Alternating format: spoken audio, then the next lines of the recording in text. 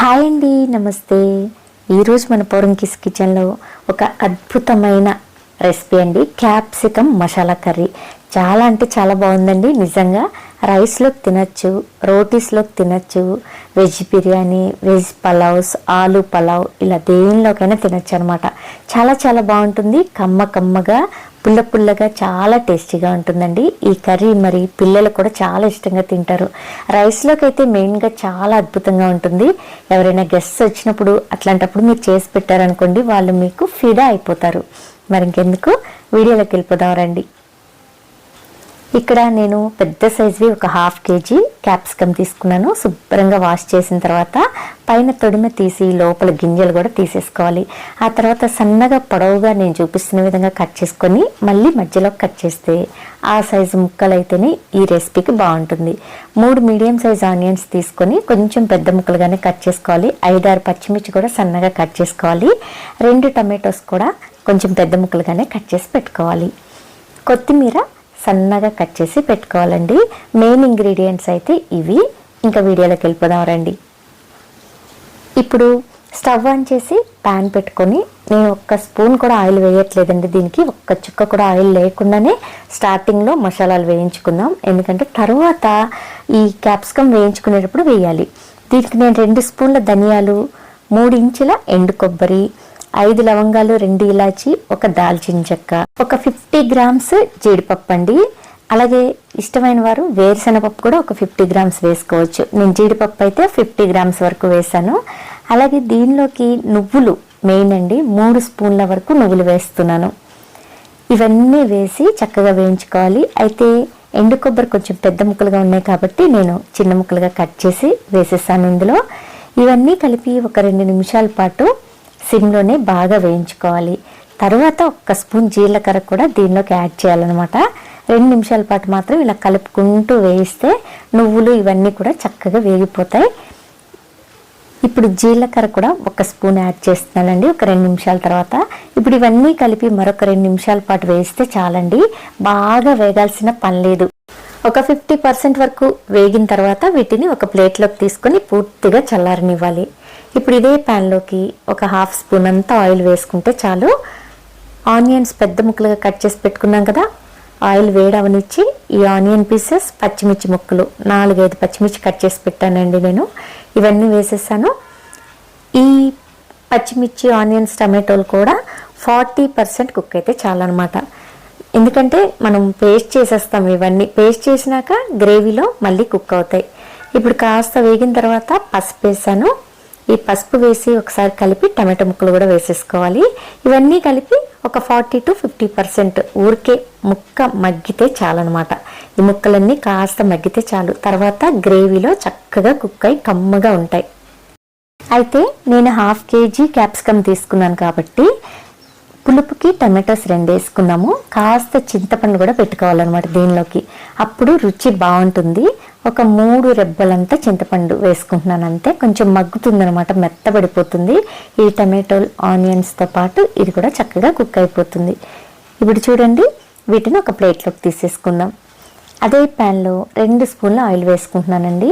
Curry prepare చేసేసుకుందాం. ఇప్పుడు ఇంకా ఈ 2 స్పూన్ల ఆయిల్లో తాలింపు వేసుకోవాలి. ఆల్రెడీ జీలకర్ర మనం పౌడర్స్ పట్టుకోవడానికి ధనియాలు వేయించేటప్పుడు వేసాం కాబట్టి ఇప్పుడు అవసరం లేదు. ఆవాలు, ఎండుమిర్చి, కరివేపాకుతో తాలింపు వేసుకుంటే సరిపోతుంది.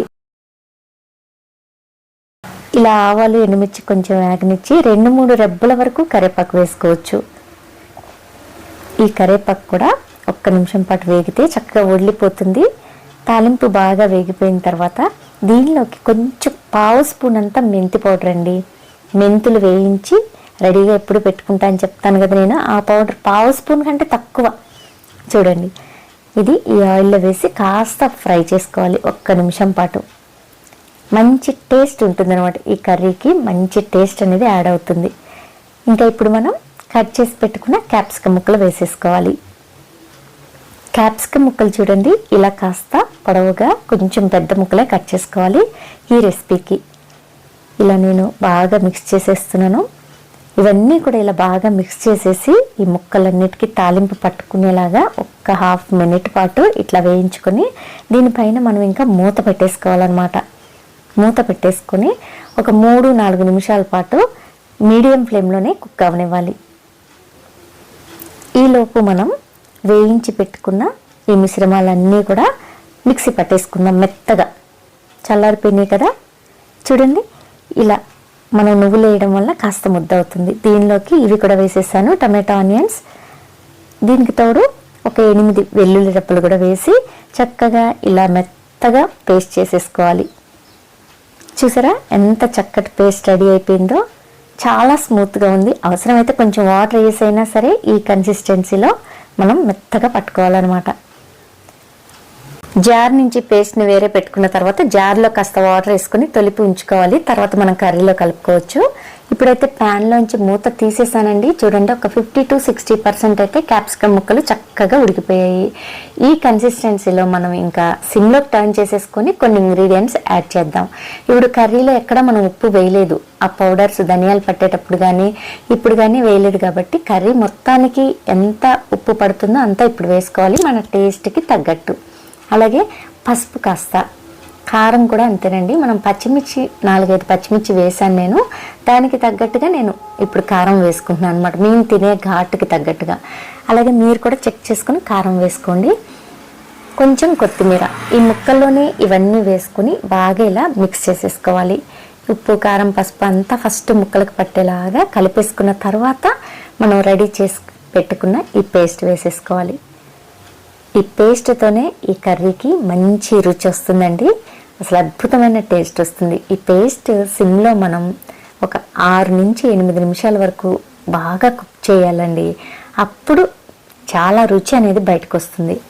ఇలా మొత్తం బాగా మిక్స్ చేసేసుకుని మనం మిక్సర్ జార్లో కాస్త వాటర్ వేసి తొలిపి పెట్టుకున్నాం కదండి, ఆ వాటర్ కూడా ఇప్పుడు వేసేసుకోవాలి.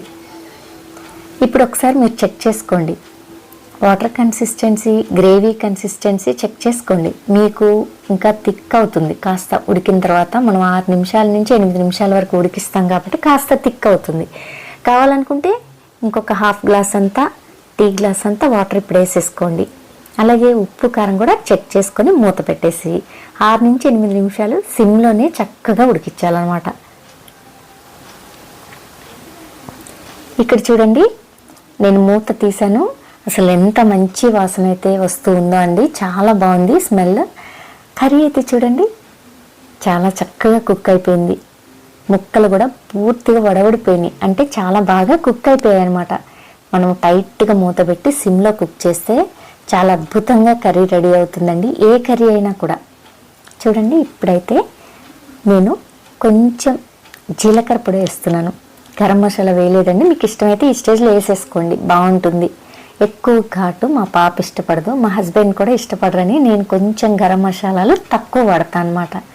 కొత్తిమీర, జీలకర్ర పొడి వేసిన తర్వాత ఇలా చక్కగా బాగా మిక్స్ చేసేసుకొని స్టవ్ ఆఫ్ చేసేసి చక్కగా సర్వింగ్ బౌల్లోకి తీసుకోవటమేనండి. ఎంతో అద్భుతమైన కర్రీ ఇది, చాలా బాగుంటుంది. ఇందులో మనం నువ్వులు యాడ్ చేసాము, క్యాప్సికమ్ హెల్త్కి ఎంతో మంచిది. అలాగే నువ్వులు కూడా కాల్షియం ఉంటుంది అందులో. ఎంతో అద్భుతమైన కర్రీ. మరి నా స్టైల్లో క్యాప్సికమ్ కర్రీ మసాలాతో చేసి చూపించాను కదా, చాలా అద్భుతంగా ఉంటుందండి. మీరు కూడా ఒకసారి నచ్చితే ట్రై చేయండి, ఖచ్చితంగా మీకు నచ్చి తీరుతుంది. అలాగే ఫస్ట్ టైం ఎవరైనా ఈ వీడియోని పోరంకిస్ కిచెన్ ఛానల్లో నుంచి చూస్తూ ఉంటే కనుక తప్పకుండా పోరంకిస్ కిచెన్ ఛానల్ని లైక్ చేయండి, సబ్స్క్రైబ్ చేసుకోవడానికి ట్రై చేయండి నచ్చితే, ఓకేనా? అలాగే ఈ వీడియోని మీకు తెలిసిన వారందరికీ షేర్ చేయండి. Thanks for watching. నమస్తే.